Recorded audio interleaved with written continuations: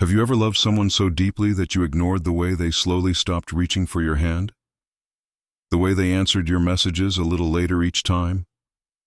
How the warmth in their voice faded, not all at once, but gradually, like the end of a song that no longer wants to be played? We don't always recognize when someone doesn't love us anymore because we don't want to. We cling to memories, the good ones, replaying them like sacred tapes in our minds. We tell ourselves it's stress or timing, or that maybe we just need to try a little harder.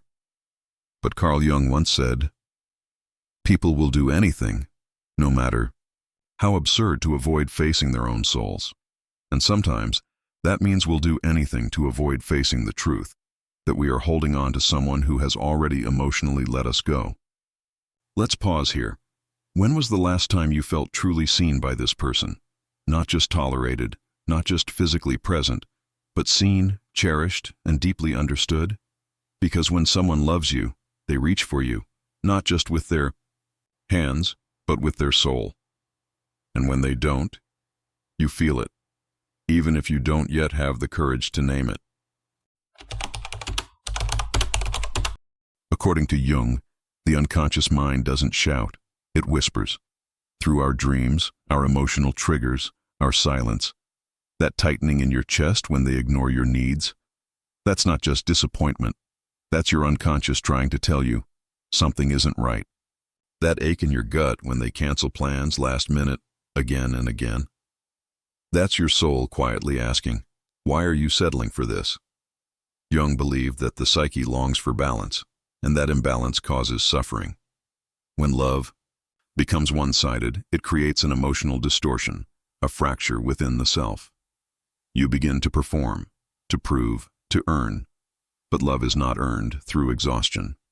It's either present or it isn't. So ask yourself gently, without judgment, am I in love, or am I just afraid of being alone? Am I fighting for connection, or am I just trying not to lose what little is left? These questions aren't meant to hurt you. They're meant to awaken you.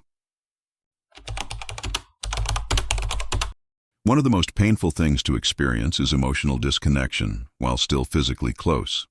You sit side by side, but it feels like 1,000 miles between you. You speak, but they don't really hear you. You ask them how they feel, and they say, fine, with eyes that don't meet yours.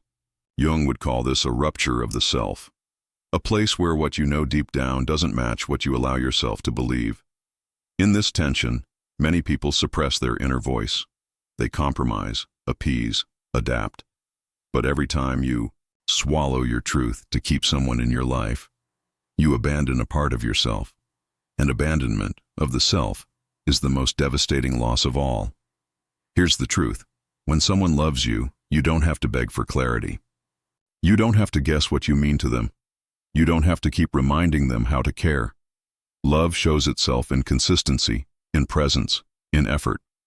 When it's not there, you will notice. Your dreams become restless. Your body tenses. Your spirit dims. And maybe now is the time to ask, what part of me have I silenced to hold on to this? Jung spoke of the shadow, the part of us that holds all we hide, deny, or suppress. And often, in unreturned love, our shadow holds the truth we refuse to face, that we are more attached to the idea of this person than the reality of who they've become. That our longing is less about them and more about the wound within us that hopes they will fill. But they won't.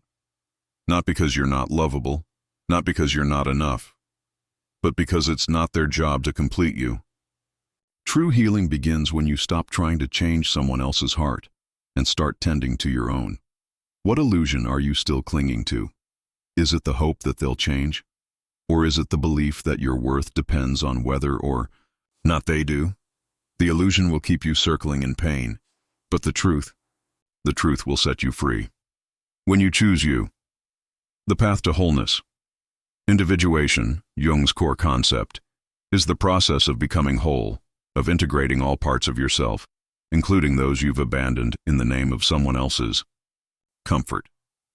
When you begin to choose yourself, everything changes. You start to say no to disrespect, to neglect, to half-love. You begin to honor your intuition, to listen to your dreams, to follow the quiet inner voice that always knew the truth. And in that choice, you reclaim your life. Because love, real love, does not ask you to shrink. It invites you to expand. So take a moment right now. Breathe deeply. Place your hand over your heart and ask, what would it look like for me to choose myself today? Not out of spite, not out of pride, but out of love for the person I've been, for the person I am, and for the person I'm becoming. If this message touched something deep in you, it's not by accident. Your unconscious brought you here for a reason, not to shame you, but to remind you. You deserve love that doesn't make you doubt your own worth. You deserve presence, effort, honesty, and most of all, you deserve to feel at home inside your own heart. So here's your gentle challenge.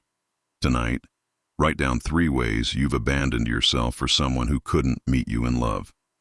And then write 3 ways you will begin to come back home to yourself. Because when someone doesn't love you, the signs are there. But so is your power to choose. Choose to see. Choose to heal. And if this resonated with you, let's keep the conversation going. Comment below. What part of yourself are you ready to reclaim?